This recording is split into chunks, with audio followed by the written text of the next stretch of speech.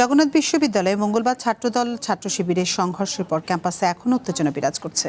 সেখানে থমথমে পরিস্থিতি বিরাজ করছে। বিস্তারিত জানাতে আমাদের সঙ্গে যোগ দিচ্ছেন ইশতিয়াক ইমন। ইশতিয়াক, মঙ্গলবার তো দিনভর দফায় দফায় জগন্নাথ বিশ্ববিদ্যালয়ে ছাত্রদল এবং ছাত্র শিবিরের মধ্যে সংঘর্ষ হয়েছে। গতকাল আপনি দিনভর পরিস্থিতি পর্যবেক্ষণ করেছেন, আজকের পরিস্থিতি কেমন দেখছেন আপনি? ধন্যবাদ আতিফা। আসলে গত মঙ্গলবার যে পরিস্থিতি ছিল, তারপরে গতকাল বুধবার তেমন কোনো সাংঘর্ষিক পরিস্থিতি এখানে তৈরি হয়নি। আজ অর্থাৎ গতকাল রাত থেকেই কিছুটা উত্তেজনা ছিল ক্যাম্পাসকে ঘিরে, যে দুই পক্ষই অর্থাৎ ছাত্র শিবির এবং ছাত্রদল দুই পক্ষই এখানে বড় রকম সংঘর্ষে জড়িয়ে পড়তে পারে এরকম আভাস পাওয়া যাচ্ছিল।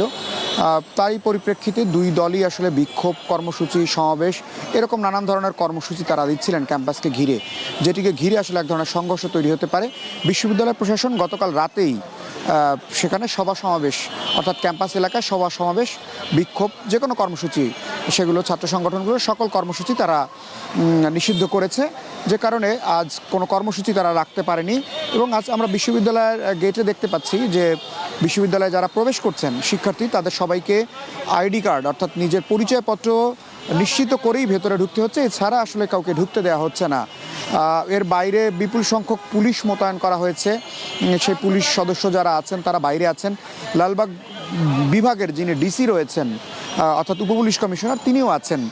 অর্থাৎ সামগ্রিকভাবে আইন শৃঙ্খলা যেন শক্ত অবস্থানে থাকে, সেজন্য আইন শৃঙ্খলা রক্ষাকারী বাহিনী, পুলিশ থেকে শুরু করে গোয়েন্দা সংস্থার যারা সদস্য রয়েছেন তারাও আছেন আশেপাশের এলাকাতেই।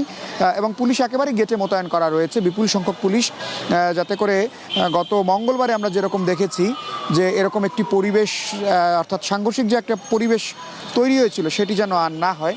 আমাদের সাথে লালবাগ বিভাগের উপপুলিশ কমিশনার আছেন, আমরা একটু কথা বলতে চাই। তালেবুর ভাই, কি পরিস্থিতি আপনাদের ক্যাম্পাসের সামনে? পুলিশ মোতায়েন দেখতে পাচ্ছি, আইন শৃঙ্খলা পরিস্থিতি কেমন? জগন্নাথ বিশ্ববিদ্যালয় এবং সংলগ্ন এলাকার আইন শৃঙ্খলা পরিস্থিতি বর্তমানে স্বাভাবিক রয়েছে। যে কোনো ধরনের অপ্রীতিকর ঘটনা এড়াতে আমরা সতর্ক অবস্থানে রয়েছি এবং ক্যাম্পাসে অতিরিক্ত পুলিশ মোতায়েন করা হয়েছে। আমরা শুনছিলাম যে লালবাগ বিভাগের যিনি উপপুলিশ কমিশনার রয়েছেন তিনি বলছিলেন যে বাড়তি পুলিশ মোতায়েন করা হয়েছে, কারণ ক্যাম্পাসে যে কোনো সময় অর্থাৎ ছাত্র শিবির এবং ছাত্র দল যে অবস্থানে রয়েছে তাদের যে কোনো সময় সংঘর্ষে তারা জড়িয়ে পড়তে পারেন, সেটি বন্ধ করার জন্যই তারা মূলত আশেপাশের এলাকাতেও পুলিশ মোতায়েন করেছেন। এবং বেলা 11টা নাগাদ একটি স্মারকলিপি উপাচার্য বরাবর দেওয়ার কথা রয়েছে ছাত্র শিবিরের। আমরা সেই খবরও জানাবো কিছুক্ষণের মধ্যেই। এছাড়া ছাত্রদলের কোনো অবস্থান আমরা এখন পর্যন্ত দেখতে পাইনি। অর্থাৎ এখন পর্যন্ত পরিস্থিতি অনেকটা থমথমে।